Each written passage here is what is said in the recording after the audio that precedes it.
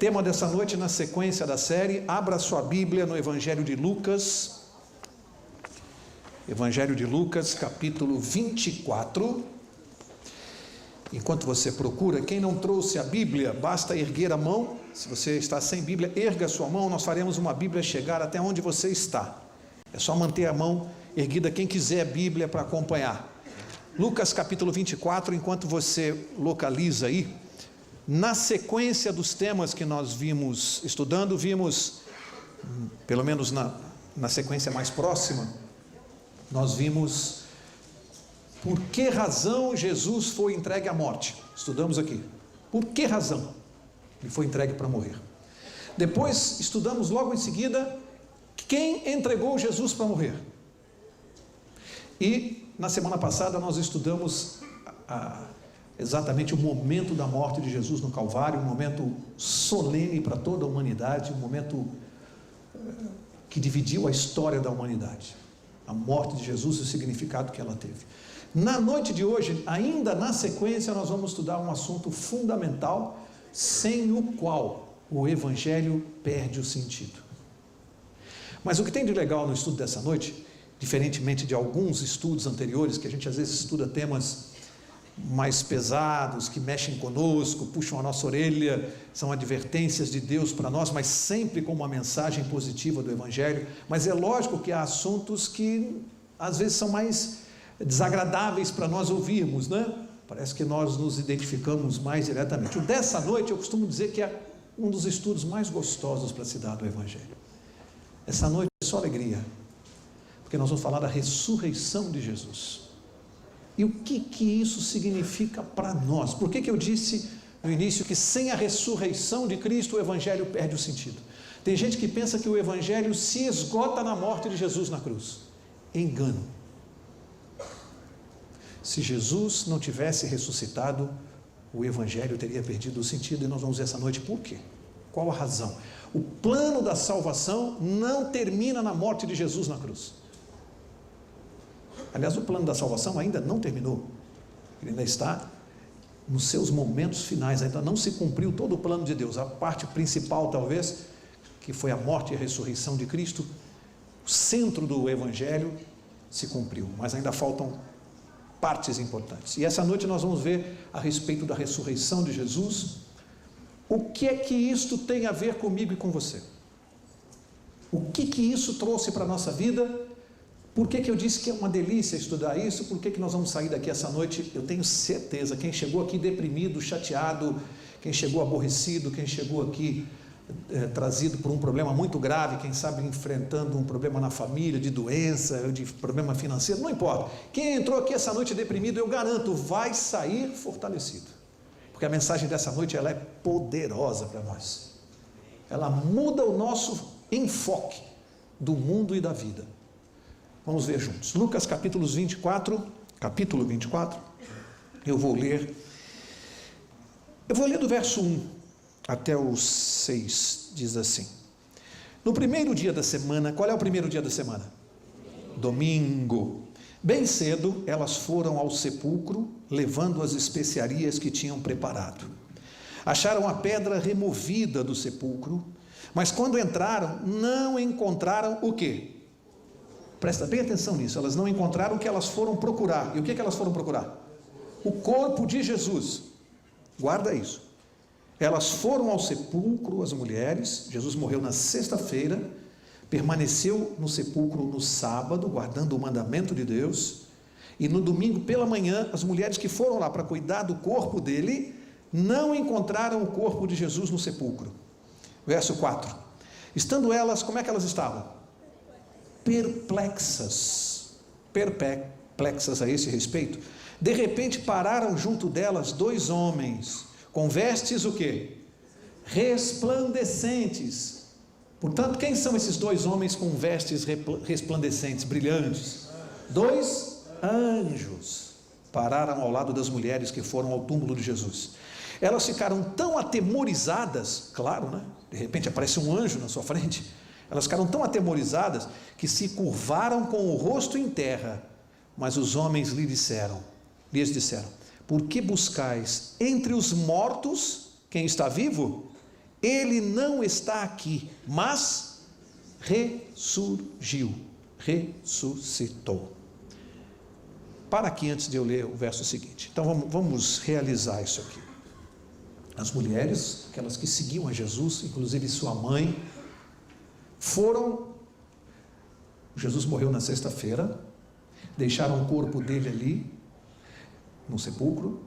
No sábado elas não foram lá, por quê? O que elas estavam fazendo no sábado? Guardando o mandamento, de acordo com a vontade de Jesus. Respeitaram o mandamento de Deus. A própria Maria deixou o corpo do filho ali. Vocês acham que isso é um documento, um testemunho forte sobre a guarda do sábado? Quando a própria mãe de Jesus, atendendo, ela conhecia a vontade do filho. Maria já tinha ouvido Jesus pregar alguma vez? O que vocês acham? Ela sabia se tinha que guardar o mandamento do sábado ou não? Sim ou não? Como maior demonstração disso, ao invés de ela cuidar do corpo do filho, o que ela fez? Deixou o corpo ali, guardou o sábado, como era a vontade dele, e no domingo, logo pela manhã, ela foi lá cuidar do corpo. Veja, que testemunho para nós. E tem gente que diz que não precisa mais guardar esse mandamento. Eu não sei em que Bíblia as pessoas encontram isso. Maria estava lá de manhã, junto com as outras mulheres. Aí a minha Bíblia diz que elas foram lá procurar o quê? Nós falamos aqui, sublinhamos. O corpo de Jesus. Elas foram procurar o corpo de Jesus. E a Bíblia diz que não encontraram. Os anjos apareceram e disseram: por que vocês estão procurando um morto? Porque ele ressuscitou. Qual é a primeira lição de cara que eu tiro para a minha vida e que você pode tirar para a sua aqui? Qual é a primeira lição? Pensa um pouquinho. Elas foram procurar um morto. Significa que na minha vida, tem muito cristão aí vivendo hoje, que continua buscando um Deus morto, e não acha e não encontra Deus, diz assim: eu não tenho encontro com Deus, eu não consigo, Deus não entra na minha vida, porque certas pessoas estão buscando um Deus morto. Quando Jesus, o que diferencia o nosso Deus do cristianismo, do Deus das outras religiões, ou dos deuses das outras religiões, a grande e maior diferença é que a única religião em que o Deus está vivo é o cristianismo. Não tem outra religião que Deus esteja vivo. Buda está vivo? Maomé está vivo? Vai pensando em outros aí. Mas Jesus Cristo está vivo. Eu preciso entender que esse Deus com quem eu me relaciono, em quem eu devo buscar em oração, em quem eu devo crer, é um Deus vivo, presente, que tem poder. Não é um Deus morto no túmulo que não pode fazer nada por mim. E há pessoas que se relacionam com um Deus morto. Ele está vivo. Agora, por que as mulheres cometeram esse engano? O que as levou a cometer esse engano? O anjo explicou, verso 7. Verso 6 primeiro, o que o anjo disse para elas? Ele não está aqui, mas ressurgiu, ressuscitou. Aí olha o que o anjo falou: lembrai-vos, olha, vocês estão se esquecendo, lembrai-vos do que vos disse. Quem que disse para elas? Jesus. O que ele tinha dito que elas se esqueceram? Estando ainda na Galileia, ele disse: é necessário que o Filho do Homem seja entregue nas mãos de homens pecadores e seja crucificado, e ao terceiro dia aconteça o quê? Ressuscite, ressurja. Ele falou: é necessário que isso aconteça, e elas se esqueceram. E ao terceiro dia foram procurar um morto no sepulcro. Qual é a segunda lição que eu tiro para a minha vida e você pode tirar para a sua, como cristão? O que pode me levar a cometer o mesmo erro de não estar procurando Deus no lugar certo? O desconhecimento do que estava escrito onde? Nas Escrituras. Eu preciso entender que tudo que eu quero saber a respeito de Deus, a verdade está revelada nas Escrituras. Desconhecer ou se esquecer do que está escrito aqui, pode nos levar a cometer erros graves. Eu preciso saber que a revelação está aqui, nesse livro, nas Escrituras. Era ali que ele disse: Os profetas disseram a respeito dele, profetizaram que ele ressuscitaria. Ele próprio pregou dezenas e dezenas de vezes que ao terceiro dia ele ressuscitaria. Chega no terceiro dia e o ser humano vai lá e vai procurar um morto ao invés de procurar o Cristo vivo. Eu quero lembrar alguns fatos importantes aqui. Primeiro, sobre a ressurreição de Jesus. Nem a ciência pode contestar. Sabia disso? É um fato histórico, comprovado, demonstrado. Você não vai encontrar em nenhum livro, na ciência, em qualquer lugar, que diga assim: é mentira, Jesus não ressuscitou. Não se conseguiu até hoje, 2000 anos, demonstrar que isso foi uma fraude. Por quê, hein? Vamos ver por algumas razões, nós vamos ver essa noite. Por que não se consegue demonstrar que foi uma fraude? Jesus Cristo ressuscitou. Se você não quer acreditar isso pela Bíblia, pela religião, creia porque é um fato histórico. É a mesma coisa que você dizer que Tiradentes não existiu, Pedro Álvares Cabral não existiu, não. É um fato histórico. Jesus Cristo ressuscitou. E isso é uma batata quente na mão da ciência. Porque eles não têm como explicar isso. Ele ressuscitou. Fato histórico que não pode ser contestado. Jesus, antes de ressuscitar, ele praticou alguns milagres de ressurreição. Pelo menos 3 registrados na Bíblia. 3 ocasiões. Vamos lembrar juntos? Vocês sabem, até nós já estudamos aqui nos milagres. Vamos lembrar das 3 oportunidades em que Jesus ressuscitou pessoas mortas. Primeiro quem? Filha de Jairo. Estão lembrados da menina, filha de Jairo? Jesus foi lá e ressuscitou uma criança que estava morta. Segundo, o filho da viúva de Naim. E terceiro, o seu melhor amigo, ou um dos seus melhores amigos, Lázaro. 3 ocasiões na Bíblia, antes da ressurreição do próprio Cristo, em que ele, na presença de várias pessoas, de multidões, ele ressuscitou. Pessoas que voltaram a existir, conviveram e ninguém conseguia entender. Pergunto, por que é que Jesus praticou esse milagre da ressurreição, que vai muito além da cura? Porque ele curava, fazia o paralítico andar, o cego enxergar, curava o leproso. Mas por que a ressurreição? 3 vezes ele praticou isso próximo da sua morte. Por quê? O que ele pretendia com esses milagres? Dar uma amostra do que ele vinha pregando a respeito dele mesmo. Dar uma amostra de que ele, além de curar, ele tinha o poder de derrotar a morte. Ele mostrou isso antes, para que não faltasse fé a ninguém. Olha, vocês querem ter uma prova de que eu não estou brincando? De que eu tenho poder para devolver a vida àquele que crê em mim? Aquele que crê em mim não entrará em condenação, mas passará da morte para a vida. Como prova disso, Jesus foi lá e ressuscitou 3 pessoas. Portanto, ele demonstrou para que crescem fundamentadamente quando ele ressuscitasse, que ele tinha poder para isso. Qual a importância desse evento para mim e para você? Tem alguém aqui que em algum momento da vida não sentiu medo da morte, ou não sinta? A morte é uma coisa gostosa? Alguém gosta de morrer? Por que ninguém gosta de morrer? Por quê? Porque é antinatural. Deus não nos fez, não nos criou para morrermos. É uma coisa que não é natural. Naturalmente o ser humano foi feito para viver. A morte é uma intrusa. Nós não temos como viver, como entender a morte. Ela é uma intrusa, então ninguém gosta da morte. A nossa busca é pela vida. Só que hoje, em função do pecado, nós sabemos que todos hão de morrer. Todos. O que a ressurreição de Jesus me traz de esperança? É porque eu sei que Ele é capaz de cumprir a promessa de derrotar a morte e me dar uma nova oportunidade de vida, mas agora eterna, se eu crer nele. E quando Ele prova que Ele é capaz de fazer isso, e faz com pessoas, e fez com Ele mesmo, eu passo a ter uma fé numa coisa fundamentada. A minha esperança de vida eterna não é vã. Ela não é uma ideia É uma crença fundamentada num fato real. Cristo provou para nós que Ele não está brincando. Isso faz com que eu viva diferente? Eu não gostaria de morrer. Aliás, eu não tenho planos para morrer nos próximos 5 anos. Não estou fazendo planos para isso. Não sei se alguém está fazendo planos para morrer aqui. Eu também não.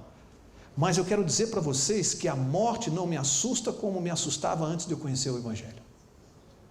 Porque hoje sei que o dia que eu morrer, num piscar de olhos, quando eu abrir os meus olhos, eu vou ver Jesus e vou viver a vida eterna. Não dá para se assustar dessa maneira. Não dá para você ter pavor da morte. Você tem que ter pavor da vida no pecado. Porque isso é que pode nos tirar a vida eterna. Hoje eu tenho medo do pecado. Porque é a única coisa que pode me tirar essa promessa de Jesus. Mas a morte eu não temo mais. Não gostaria dela, mas não é para mim um fantasma que já foi. Percebam como o Evangelho muda a nossa visão de vida e de mundo. Como é bom você viver a vida sabendo que após o dia que nós dormirmos, o sono, as coisas não acabaram.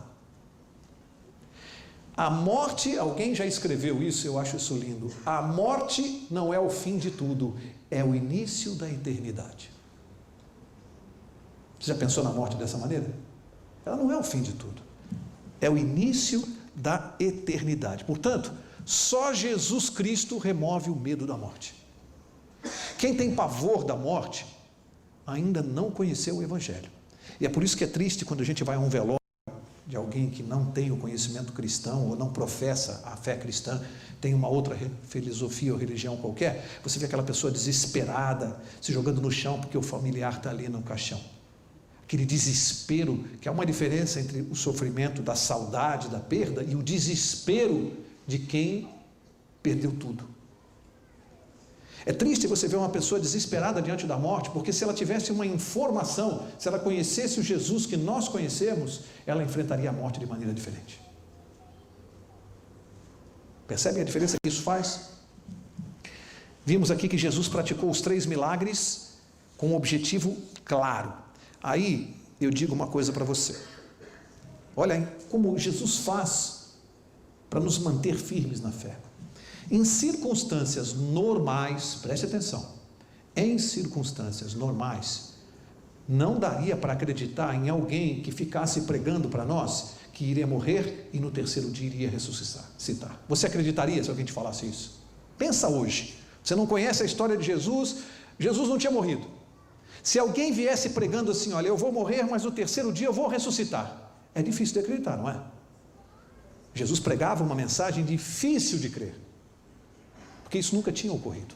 Quando ele passou a ressuscitar pessoas, o que ele queria? Que as pessoas percebessem que ele era diferente, que ele era quem dizia ser, ele era e é Deus. É diferente de você crer num ser humano, crer numa pessoa, crer numa filosofia. Ele dizia ser Deus e provava ser Deus, essa é a diferença. E para nós isso vale até hoje. Eu não creio num ser humano, eu creio no Deus capaz de ressuscitar, de devolver a vida e de fazer uma coisa até tão importante quanto que nós vamos ver logo adiante aqui. Portanto, olha que coisa interessante, serviu para os discípulos e serve para mim hoje. Por que os discípulos creram na ressurreição de Jesus depois que ele reapareceu? Porque a Bíblia mostra que eles só creram depois que Jesus reapareceu. Havia dúvidas entre eles, a ponto de um deles, você lembra o nome, qual é? Tomé. Quando Jesus apareceu na frente dele, o que Tomé falou? Não pode ser o Senhor. Não acredito, eu acho que não é. O que Jesus falou? Põe a mão aqui nas minhas feridas para você ver se sou eu mesmo ou não. Por isso que diz assim, Tomé é aquele que quer ver para crer. E o cristianismo ensina uma coisa diferente disso. O cristianismo é exatamente o contrário. É crer para ver. Você só vê Deus se você crê. E ele queria ver para crer. É diferente. Hoje, grande parte das religiões que nós conhecemos querem ver para crer. Então as pessoas se dirigem a determinadas igrejas e querem ver os milagres, as manifestações sobrenaturais para crer. Se ali não houver manifestação sobrenatural, é porque Deus ali não está operando. Conclusão das pessoas. Quando o cristianismo ensina que é crer para ver Deus operar. É diferente. Estão fazendo tudo diferente, fazendo tudo errado. Essa semana eu tomei um susto até, né? Virando um dos canais de televisão, acho que ontem, ou antes de ontem, não sei, num programa aí, fundaram uma igreja de pastores gays, eu não sei quem viu. Alguém viu? Pois é. Mas o que me assustou não foi só saber disso, que isso a gente já está esperando. É que os pastores estavam lá discutindo com outro pastor de uma outra denominação, e eles com a Bíblia na mão, blasfemando e mostrando versos para dizer que Jesus estava defendendo o homossexualismo. Com a Bíblia na mão. Pasmem.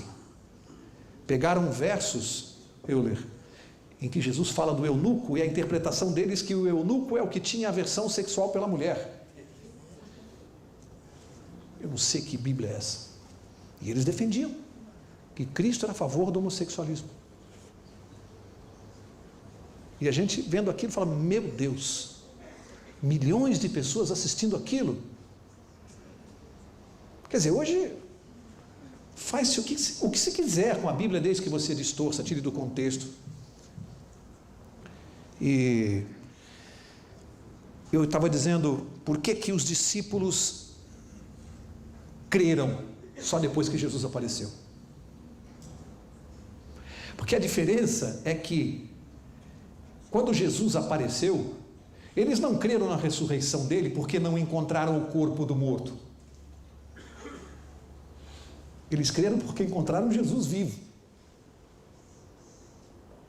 Pode parecer a mesma coisa, mas pensa um pouquinho que não é. Pensa. Uma coisa é você crer porque não encontraram o corpo do morto. Foi lá, não achou. Bom, não achou, alguém pode ter roubado, sumiu. Aliás, este foi o argumento dos fariseus com Pilatos. Olha, vamos fazer o seguinte, vamos abafar aqui esse movimento, que o povo já está começando a falar que ele ressuscitou. Vamos dizer que roubaram o corpo. Isso não prova que Jesus ressuscitou. Roubaram o corpo. Como é que vai provar que ele ressuscitou? Só roubaram o corpo. Mas quando ele apareceu e começou a conversar, aí é diferente.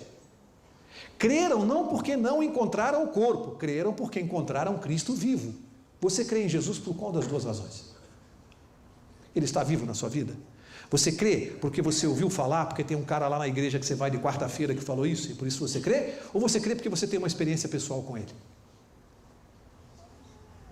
Jesus está ressuscitado para você por quê? Porque você fala com ele todo dia. Ele te responde.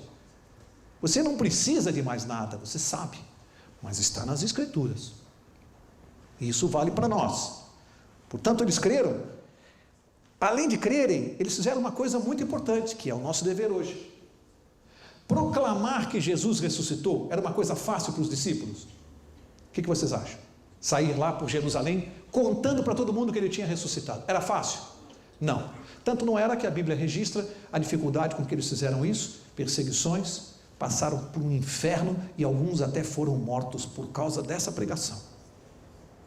Arriscaram a vida e alguns morreram. Pergunto, alguém inventaria uma coisa dessa sabendo que poderia morrer à toa por brincadeira? Você acha que alguém arriscaria a vida para ficar brincando que viu Jesus? É um fato. Eles viram e arriscaram a vida por algo que era real para eles. Mateus capítulo 27 tem mais uma informação importante a respeito da ressurreição de Jesus que ajuda a nossa fé. Mateus 27 versos 52 e 53, aqui há uma ressurreição especial, né? Que aconteceu momentos após a ressurreição de Jesus. Verso 52 diz assim, abriram-se os sepulcros e muitos corpos de santos que dormiam ressurgiram. E saindo dos sepulcros depois da ressurreição de Jesus, vejam, depois da ressurreição de Jesus, entraram na cidade santa e apareceram a muitos. Se alguém aqui não sabia, existe essa ressurreição especial, assim que nós chamamos. Jesus, quando ressuscitou, alguns sepulcros abriram E corpos saíram e começaram a fazer o quê? De mortos. Começaram a pregar para as pessoas, para os parentes, para os conhecidos, que Jesus tinha ressuscitado. Maior demonstração de que Jesus tem poder para vencer a morte do que pegar pessoas que morreram e dizer, ele não só ressuscitou, como nos ressuscitou. Dá para você não acreditar? Você pegar uma pessoa da sua família que você viu ser enterrada e ela aparecer anos depois ressurreta, dizendo que Jesus a ressuscitou. Olha o que ele fez.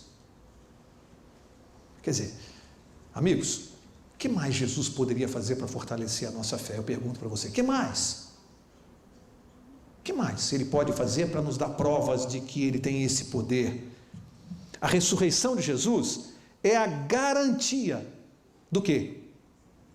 Do quê? Da minha, da sua ressurreição. Sim ou não? A ressurreição de Jesus é a garantia da nossa ressurreição. É a garantia. Está assegurado para nós isso. Não é brincadeira. Ele garantiu isso e demonstrou isso. Abre em 1 Coríntios capítulo 15, primeira carta de Paulo à igreja dos Coríntios, capítulo 15, onde esse é um capítulo em que Paulo vai tratar inteirinho da ressurreição de Jesus, é um tratado sobre a ressurreição de Jesus, 58 versos, tratando da ressurreição de Jesus, dando uma aula de teologia e demonstrando para nós coisas que nós não devemos deixar de saber, muito importantes. Vamos começar pelos versos 3 e 4, 1 Coríntios 15, verso 3, diz assim, pois primeiramente vos entreguei o que também recebi, que Cristo morreu por nossos pecados, segundo o quê? De onde estava escrito isso?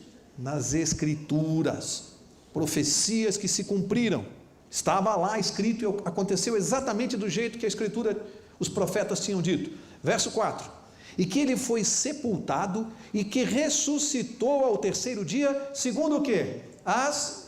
Por que Paulo está insistindo com isso, hein? O que ele está colocando num nível de importância extremamente grande para nós? Está certo, Jesus morreu na cruz, está certo, Jesus ressuscitou, é o poder de Deus, está tudo certo, mas não se esqueçam de que a palavra da Escritura se cumpre. Estava tudo escrito. Ele está fazendo com que eu creia no quê? Nas Escrituras. Se tudo que as Escrituras previram até agora aconteceu, o que Paulo está dizendo para mim? Mauro, o que falta acontecer, tem chance de acontecer? Sim ou não? Não ouvi ninguém responder. Sim. Se tem chance de acontecer, o que eu tenho que fazer hoje? Estudar as Escrituras para saber o fim do filme. Você pode saber o fim do filme. O que vem adiante? Aí o que a pessoa faz? Vou comprar a revista amanhã, sei lá, contigo, e vou ler meu horóscopo. Eu quero saber o que está reservado para mim. Aí vai ler lá o horóscopo. Signo de Virgem, semana propícia para namoro. Mas da vida eterna a pessoa não quer saber. Vai consultar o horóscopo e não vai ler nas Escrituras o que falta acontecer. Que mundo é esse que nós estamos vivendo? Esses sinais que nós estamos vivendo aí, será que tem alguma coisa a ver com o fim do mundo? É isso que Paulo está falando, morreu do jeito que estava nas Escrituras, ressuscitou do jeito que estava nas Escrituras, e vai acontecer o que está nas... O que eu tenho que fazer, eu e você? Tomar tempo da minha vida, tempo de qualidade, não é hora que sobra, não, com sono, não, tempo de qualidade, para saber o que está nas Escrituras. É isso que eu tenho que fazer. É a coisa importante da minha vida. Eu tenho que tomar um tempo para isso durante o dia, em horário nobre da minha vida. Tempo de qualidade em que eu estou desperto, com atenção, no silêncio, sem barulho, e estudar para saber. Portanto, se você disser para alguém assim, aonde você vai nessa quarta-feira? Eu vou lá numa igreja, vou assistir o estudo da Bíblia. Você pode ter certeza que alguns vão te ridicularizar. Pode ter certeza. Onde é que você vai? Eu vou estudar a Bíblia. Você está brincando. Você está louco? Nós é que estamos loucos. E eles aí fora estão sãos. E nós aqui que estamos loucos, sabendo o que vai acontecer, estudando o que vem pela frente, conhecendo para e passo o que aconteceu e que virá, confiando num Deus que está vivo, e essas pessoas aí fora perdidas, é que são sábias, e querem ensinar a vida para nós, e querem dizer para nós como funcionam as coisas, percebe? Nós é que somos loucos, por isso que Paulo falou que o Evangelho, ele é o quê? Loucura para os sábios, é a loucura de Deus para os sábios, porque os sábios, o que se consideram assim, né, sabedoria humana, para eles o Evangelho é loucura. 1 Coríntios 15, lemos o verso 3 e o 4, agora vamos ler o 5, do 5 ao 8, e diz assim, ó, vou ler o 4 de novo para não perder o sentido, ele foi sepultado e ressuscitou ao terceiro dia, segundo as Escrituras, segue, e foi visto, ressuscitado, né, por Cefas e depois pelos 12, quantos dos discípulos viram Jesus ressuscitado? 12, depois foi visto uma vez por mais de 500 irmãos, quantos membros viram Jesus? Mais de 500, dos quais vive ainda a maior parte, isso no tempo de Paulo, no tempo que ele estava escrevendo aqui, né? No tempo que ele estava escrevendo, ainda a grande maioria do que tinha visto Jesus estava viva, era gente que estava vivendo, mas alguns já dormem, alguns já morreram. Verso 7, depois foi visto por Tiago, quem era Tiago? Quem era Tiago? Irmão de Jesus. Depois por todos os apóstolos, e por último de todos apareceu também a quem? A mim, Paulo, como um abortivo. Vocês lembram onde é que Jesus apareceu para Paulo? Paulo estava onde? Montado em cima de um cavalo. O que aconteceu com ele quando ele viu o brilho da glória de Jesus? Tombaço, de cara no chão. Jesus apareceu para ele também. Aí eu pergunto, o que Paulo está descrevendo aqui? Que além de estar escrito nas Escrituras, tinham testemunhas. Por isso que eu disse que o fato é histórico. Havia testemunhas, foi muita gente que viu Jesus, não dá para negar, dizer, não, isso aí é uma invenção, não, ele apareceu para muita gente, é fato histórico, é comprovado, não é história da carochinha. Então é interessante que Paulo está dando para nós aqui fundamento sólido, ó, foi muita gente que viu, e ele diz, eu mesmo vi, eu mesmo estive com ele, eu vi. E aí no verso 17, Paulo diz assim, e se Cristo não foi ressuscitado, é vã a vossa fé e ainda permaneceis nos vossos pecados. Por que se Jesus não foi ressuscitado, eu disse que o Evangelho perde o sentido e a minha fé é vã? Porque uma das pregações do Evangelho fundamentais é que Jesus pode me tirar do pecado, me dar uma nova vida e me dar a vida eterna se eu crer nele. Se ele não ressuscitou, se isso é uma mentira, a promessa dele também é mentirosa e o Evangelho está destruído. Por isso que Paulo falou, se ele não ressuscitou, a vossa fé é vã, acabou o cristianismo. Percebem que sem a ressurreição de Cristo não existe o Evangelho. Se ele apenas houvesse morrido na cruz e não tivesse ressuscitado, qual o poder dele sobre a morte? Nenhum. Como é que eu posso crer?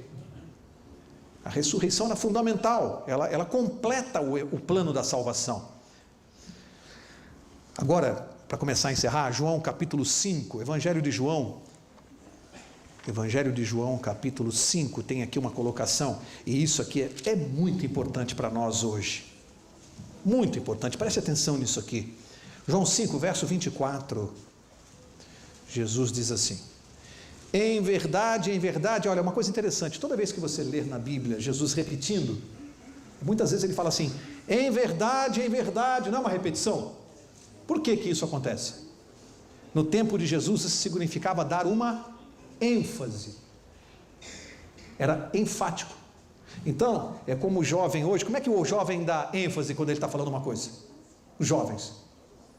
O jovem fala assim, tá ligado? Você está ligado? Não sei o que, papapá, tá ligado? Se liga, fica esperto, ênfase. A gente fala assim, presta atenção no que eu vou falar. Quantas vezes eu digo assim, agora presta atenção, para dar ênfase. Isso é muito comum um advogado fazer isso nas horas mais importantes. Jesus falava, em verdade, quando você ouvir Jesus falando assim, ele está dizendo assim, se liga, presta atenção no que eu vou falar. Interessante, é uma ênfase. que ele vai falar de tão importante? Olha só o recado. Em verdade vos digo que quem ouve a minha palavra e crê naquele que me enviou, tem a vida eterna e não entrará em condenação, mas passou da morte para a... Qual a importância desse verso? Qual a importância? Jesus está falando de uma ressurreição diferente, que é milagrosa e nos interessa tanto quanto a outra que ele vai falar no verso seguinte, no 25. Ele está falando que quem ouve a palavra e crê, isso é uma pessoa viva ou morta? Quem ouve e crê, é vivo ou morto? Vivo. Então ele está falando assim para mim, Mauro, hoje, para vocês, põe seu nome aí, cada um. Beth, tal, Alexandre, põe seu nome, ó. Eu que estou aqui essa noite, ouço a palavra de Jesus e creio, leia-se, cumpro, pratico. Aquele que ouve, pratica, ele diz assim, ó, não entrará em condenação. É importante esse verso, porque eu já ouvi algumas pessoas, até sinceras, dizerem assim, os salvos não serão julgados, porque já estão salvos. Não, isso não é verdade. Porque a Bíblia, lá no livro de Atos, diz que Deus reservou um dia em que julgará o mundo. Todos nós seremos julgados. Ninguém vai escapar do julgamento de Deus. Julgamento todos nós vamos passar. O que acontece com os justos, aqueles que creram em Jesus e ouviram a sua palavra, é que embora julgados não entrarão em condenação. Julgados seremos todos, mas os salvos não serão condenados, é outra coisa. Passa pelo julgamento, mas não é condenado. Tanto isso é verdade, que já estudamos que desde 1844, o que está acontecendo no céu? Um julgamento. Quem que está sendo julgado? Desde 1844, segundo a profecia de Daniel, capítulo 9. Quem está sendo julgado? Faz assim com o dedo, ó. Eu, você, nós estamos sendo julgados já no céu, agora. Quando Jesus voltar a esse mundo, ele vem executar o que está sendo decidido lá agora. Portanto, julgados todos seremos, mas aqueles que ouvem a palavra e cumprem, não serão condenados. É diferente. Então a gente não pode, a gente tem que entender isso aqui. Nós não seremos condenados, é outra coisa, mas julgados todos seremos. E ele diz que passará o quê? Da morte para a... Vocês percebem o que Jesus está falando? Passar da morte para a vida. Neste verso, Jesus não está falando da morte literal. Ele vai falar no verso seguinte. Ele está falando da morte espiritual, aquela que está lá em Efésios capítulo 2. Quer ver? Abre lá. Ele está falando dessa morte aqui, ó. Efésios capítulo 2, verso 1. Olha o que está escrito aqui, ó. Ele vos vivificou. Quem é ele? Jesus Cristo. Estando vós o quê? Mortos nos vossos delitos e pecados, nos quais andastes outrora, segundo o curso deste mundo, segundo o príncipe das potestades do ar, do espírito que agora opera nos filhos da desobediência. Que morte é essa aqui que opera, o pecado opera? Morte espiritual. Aqui está falando que eu posso estar aqui falando com vocês, conversando, trabalhando, vivendo, cantando, dançando, e espiritualmente estar morto. Por quê? Estou só esperando o dia que eu fechar os olhos e dormir, para ter a morte eterna. Mas já estou morto hoje. Por quê? Porque eu não creio em Jesus Cristo, que é meu Salvador. Espiritualmente eu já estou morto. Fisicamente eu vou morrer no dia que eu me deitar. Mas espiritualmente eu já estou morto, eu estou perdido. Eu preciso de um Salvador. Todos nós já nascemos espiritualmente mortos. Entende o que está falando aqui, Paulo? Então, quando Jesus diz que aquele que ouve a sua palavra e crê, não entra em condenação e passa da morte para a vida. Eu que estou aqui hoje, um morto espiritual, passo a ouvir a palavra de Deus, passo a segui-lo, e aí acontece aquilo que Jesus falou para Nicodemos. Nasci de novo da carne e do espírito.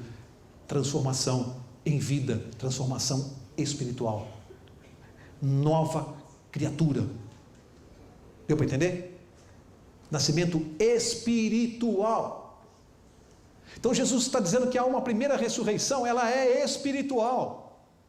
Hoje eu posso ressuscitar da morte espiritual e me tornar uma nova criatura. Nasci de novo. João 3. Espiritualmente. Essa é a ressurreição que ele está falando. Portanto, eu hoje posso experimentar uma ressurreição na minha vida. O que é isso? Uma nova vida espiritual. Eu experimento já essa ressurreição. Aí depois ele vai falar da outra, volta lá para João 5. Ele vai estabelecer a diferença, ele vai deixar muito claro que ele está falando de coisas diferentes. Volta lá, João 5, eu li o verso 24. Agora vamos ler o 25. E ele diz de novo: é verdade, agora você já aprendeu. O que ele está falando? Verso 25. Presta atenção. Francês. Presta atenção. Se liga. Verso 25. Vos digo que vem a hora, e já chegou, em que os mortos ouvirão a voz do Filho de Deus, e os que a ouvirem viverão. Agora ele está falando da morte física. Ele separou. Uma ressurreição que é espiritual e a outra que é física.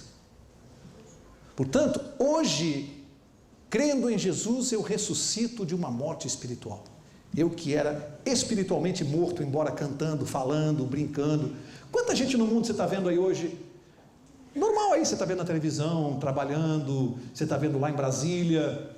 Morto espiritual. Está só esperando deitar. Está só esperando deitar. Está morto. Se ele não conhecer Jesus, ouvir e se transformar, é só esperar deitar para ter a morte eterna. Mas Jesus disse: aqueles que ouvem e creem passam da morte para a nasce de novo. Interessante isso aqui, importante demais para nós sabermos isso aqui. É uma mudança tão radical de vida que Jesus chega a compará-la a uma ressurreição, a um tipo de ressurreição. E aí você tem aquele cidadão que levava uma vida completamente errada, completamente, promiscuidade, sei lá, nas drogas, no alcoolismo. E há várias maneiras de se levar uma vida errada, até pessoas que não manifestam pecados assim tão evidentes, mas que estão levando uma vida completamente fora dos princípios. De repente essa pessoa ouve a palavra de Cristo e ela recebe essa transformação. Aí você começa a olhar para a vida dessa pessoa, é outra pessoa, bebia, não bebe mais, usava droga, não usa mais, andava na promiscuidade, não anda mais, é uma outra criatura. É uma outra criatura. É uma transformação tão radical que Jesus o ressuscitou espiritualmente. Aí tem o contrário, daquela pessoa que frequenta a igreja, que todo mundo no prédio sabe que ele é cristão, de tal denominação, tem no carro dele está escrito Jesus te ama. Aí você vai lidar com essa pessoa no dia a dia, no trabalho, no prédio. Tem gente que fala: esse cara aí lá da tua igreja? Esse cara aí que está fazendo isso? Esse cara aqui no trânsito tomou uma fechada, abaixa o vidro e falou aquele palavrão, está escrito Jesus te ama no carro dele. Já viu gente que faz isso? Aquele palavrão, ele passa Jesus te ama. Que belo testemunho, hein? Você vai lidar com ele no trabalho? Desonesto, cheque sem fundo, evangélico. Péssimo testemunho, não é? São essas pessoas que afastam muitos de Jesus. São pessoas assim, os que dão mau testemunho. Portanto, nós temos o quê? Uma responsabilidade através dos nossos atos. É um novo nascimento. Aí eu pergunto para você: como é que as pessoas reconhecem um cristão que nasceu de novo, convertido? Como é que você acha que essa pessoa reconhece? Não ouvi. Tem que ter uma mudança. Cristão convertido que não mudou, ele é convertido? Então o que tem que acontecer na vida da pessoa convertida? Tem que mudar vocabulário, hábitos, locais que ele frequentava, revistas que ele lia, filme que ele assistia, tem que mudar. Se essa pessoa não mudou esses hábitos, ele não é convertido. Ele não é convertido. Tem uma história até engraçada que eu conto, porque a conversão, normalmente, ela choca, em primeiro lugar, ela choca a família. Quando a gente se converte, as pessoas da família começam a se assustar e falam assim: ele está frequentando uma seita perigosa aí, que não sei o quê, agora esse negócio de oração, Jesus, já viram isso? Você se converte, a família não aceita, fica de gozação. Porque a conversão, ela choca no primeiro momento, causa um impacto, porque é uma mudança de vida. Tanto que a primeira palavra que você ouve na vida de um convertido é quando as pessoas dizem para ele assim: eu não te reconheço mais. Esse cara é convertido. Você está mudado. Não te reconheço mais. Esse cara está convertido. Mudança de vida, os mais próximos vêm primeiro, é a esposa que vê, é o marido. Você pode enganar quem você quiser, no seu prédio, no seu bairro. Agora, enganar a esposa que está dentro de casa, enganar o marido, enganar os pais, os irmãos, você não consegue. A família sabe se você é convertido. Dentro de casa, no seu trato. E a história que eu disse que é engraçada, que as mudanças radicais às vezes assustam. E a gente tem que também entender a reação da família. Eles têm que demorar a digerir o que está acontecendo. Porque eles não conseguem ver o Cristo que nós vimos. Eles não estão enxergando. Você viu, Paulo estava no cavalo, viu Jesus, caiu. O que a Bíblia diz daqueles que o acompanhavam na viagem? Eles viram Jesus? Não viram nada. Acompanhavam Paulo e não viram Jesus. Jesus se manifestou só para Paulo. O que Paulo aprendeu? Que a experiência cristã, ela é pessoal. Às vezes o Deus que você está vendo, as outras pessoas da sua família ainda não viram. É uma experiência pessoal com Deus. E a história engraçada, eu já contei algumas vezes, é daquele cidadão que estava se separando da esposa. Ele foi procurar um psicólogo, alguém para ajudá-lo. E a pessoa, na primeira consulta, disse assim: escuta, mas me relata aí como é que é a tua vida, vamos tentar ver o que está errado, para ver. E ele falou: não tem mais condição, esse casamento acabou, não há mais condição, com essa mulher não tem mais conversa, eu já tentei de tudo, ela não muda. Falou: mas vamos, faz o seguinte, relata como é o seu hábito, o seu dia a dia, e vamos ver o que de repente dá para fazer. O cara meio a contragosto, mas para não dizer que não tentou, começou: bom, meu dia a dia é o seguinte, eu trabalho no pesado, usando força, corpo o dia inteiro, carregando peso. Então eu chego em casa suado, lógico, não pode entrar pela frente, pela sala, senão ela faz um escândalo. Tem que entrar pela porta de trás, porque ela encerou a sala. Aí eu chego, abro a geladeira, gosto de pegar minha cervejinha, já começa a falar. Aí eu gosto de sentar na sala, tomar minha cervejinha. Depois é que eu subo para tomar meu banho, ela fica reclamando que eu estou suado no sofá da sala, tal. Aí o orientador disse assim: vamos fazer o seguinte, tenta uma mudança para surpreendê-la. Ele falou: não vai adiantar, tenta. Amanhã você vai fazer o seguinte, você vai surpreendê-la. Faz tudo diferente do que você faz e vê qual é a reação dela. Ele falou: bom, para dizer que eu não tentei. No dia seguinte ele levantou, antes de sair para o trabalho, fez uma malinha. Falou: vou levar uma roupa para não chegar suado em casa, eu vou tomar um banho lá no trabalho. Tomou um banho, trocou de roupa, camiseta, botou desodorante, passou gel no cabelo. Imagina a figura. Veio vindo para casa, parou, falou: flores. Parou na floricultura, encomendou um vaso de flores, segurou. Imagina a figura: gel no cabelo, vaso. Chegou em casa, na hora que ele ia entrar, falou: não, já sei, não, vou tocar a campainha. Não vou entrar, vou tocar a campainha. Aí ajeitou bem, né? Segurou o vaso, tocou a campainha e fez a pose com o vaso. Aí ela abriu a porta, quando olhou para ele, começou a mudar a fisionomia e falou: mas que dia hoje? Não me faltava mais nada. Você sabia que hoje de manhã me telefonaram da escola, o nosso filho tomou um tombo, quebrou a perna, eu tive que largar, ir com o garoto para o hospital, ele está engessado lá em cima no quarto. Chega na hora do almoço, quem me aparece para passar uma semana aqui? A sua mãe. Vai ficar uma semana conosco aqui em casa. E chega essa hora da tarde, você me volta bêbado para casa? As mudanças radicais assustam. Tem gente que olha para o cristão convertido e acha que ele está doido, que ele está maluco. Mas quem não apresenta mudanças na vida, não teve encontro com Jesus. É isso que a Bíblia está dizendo. E não tem como fugir disso. Eu quero encerrar. É que o mesmo poder que tirou Jesus da sepultura, guarda isso, o mesmo poder que tirou Jesus da sepultura pode me tirar do pecado. Na cruz, Deus demonstrou o seu amor por nós. Na ressurreição, Deus demonstrou o seu poder. São demonstrações diferentes. Então, Paulo falou que ele tinha um espinho na carne, e nós entendemos que esse espinho era um problema que ele lutava, e ele diz que orou a Deus e pediu quantas vezes para Deus livrá-lo desse espinho? 3 vezes. Qual foi a resposta de Deus? Está revelada lá na Bíblia. A minha graça te basta, porque o meu poder se aperfeiçoa na fraqueza. Será que alguns de nós cristãos convertidos estamos enfrentando algum problema ainda na nossa vida? Porque se converteu, mas ainda falta alguma coisinha. Um pecado que a gente ainda de vez em quando dá uma topada nele, tropeça. e você se arrepende, chora e luta, e tem momentos que você parece que não vai conseguir se livrar dele. Lembre-se do estudo dessa noite. O poder que tirou Jesus da sepultura pode nos tirar do pecado. Deus pode estar dizendo para você: a minha graça te basta, o meu poder se aperfeiçoa na tua fraqueza. Continua ligado em mim, que aos pouquinhos eu estou tirando isso da tua vida, e eu vou tirar esse pecado também, porque não falta poder para ele. A nossa transformação, ela tem que ser completa, total. O pecado não pode nos vencer, porque ele está derrotado. O grande argumento de Satanás, o grande argumento para Deus, é que é impossível vencer o pecado. Esse é o grande argumento dele. Não dá para guardar a sua lei, porque o ser humano gosta do pecado e ele é impossível de ser derrotado. A cruz demonstrou o contrário. Jesus derrotou o pecado na cruz. Ele colocou à nossa disposição todo o poder do universo para tirar o pecado da nossa vida. Quem é que disse que ele ia tirar de uma vez só?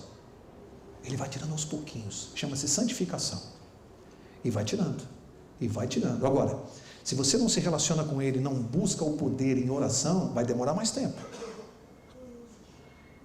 Mas se você busca Jesus diariamente, clama. Sabe o que é clamar? Clamar é diferente de orar. Clamar é quando você cai de joelhos, arrependido, e pede: Senhor, eu não aguento mais esse pecado na minha vida, eu não aguento mais, me liberta. Às vezes Deus está esperando que você clame. Clame com força, com todo, do fundo da tua alma, porque ele não falta nenhum poder para ele remover o pecado da nossa vida.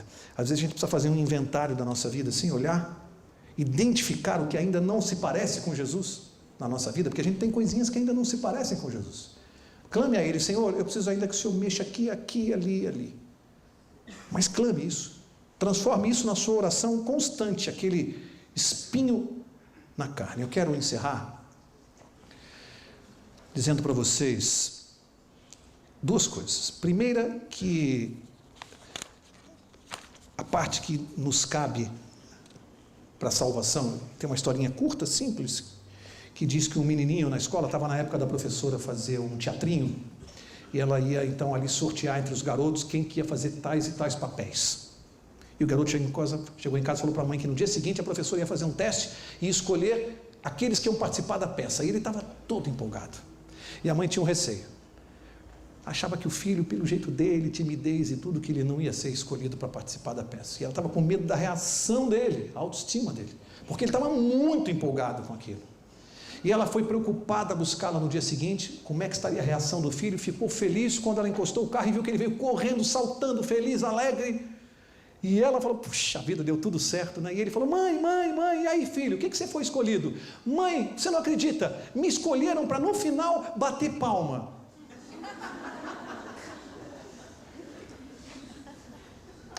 Nós fomos escolhidos para bater palmas por aquilo que Jesus já fez. Não podemos fazer mais nada. Não podemos fazer mais nada. O que ele tinha que fazer para a nossa salvação, ele já fez. O que eu e você temos que fazer? Crer e bater palmas por que ele fez. Não temos nada para fazer. Ele já fez. E aí a última história para a gente ir embora para casa, também é de um menino matriculado na escola, e os pais já avisaram para a escola e para os professores que ele tinha um pequeno retardamento mental. A escola até não queria admiti-lo, depois reconsideraram, a mãe e o pai imploraram, que era muito importante para ele a convivência com as outras crianças. E a professora então foi ali conduzindo e vendo que o garoto tinha mais dificuldade, aquele retardamento, até que chegou um dia que, para a comemoração da Páscoa, a professora explicou sobre a morte de Jesus, a ressurreição, e pediu que os meninos, cada um no dia seguinte, trouxessem alguma coisa que se relacionasse com a morte de Jesus. E ela ficou preocupada com o garoto, porque ela viu que cada um ia trazendo e foram botando em cima da mesa da professora, e ela foi abrindo das outras crianças e viu que ali ela já tinha mexido e viu que aquele garoto tinha trazido uma caixa vazia. Aí ela falou: ele não entendeu. E como é que eu vou fazer? E foi deixando dele ali, né? E vendo, abria das outras crianças, era um ovinho. O ovo simboliza a Páscoa. E cada um uma coisa que achava que simbolizava a Páscoa, e a professora preocupada que a caixa da menina estava vazia. E ela foi deixando, levando, daqui a pouco ele levantou a mão: a senhora não vai abrir também a minha? E ela falou: e agora? O que eu vou fazer, né? Aí ela pegou, abriu a caixa, falou assim: está aqui, você trouxe uma caixa vazia, mas depois eu vou te explicar como é que era essa brincadeira e você vai fazer certo da próxima vez. Ele olhou para a professora e falou assim: não, professora, a senhora que não entendeu. Jesus não está mais aí porque ele ressuscitou. Ele tinha entendido. E você, entendeu? Ele não está mais na sepultura. Está aqui, com todo o poder do mundo, para nos salvar, nos tirar do pecado. Que Deus te abençoe. Na próxima quarta, vamos continuar estudando o que é que nós precisamos saber para nos salvar. Vou pedir para o Euler encerrar com oração.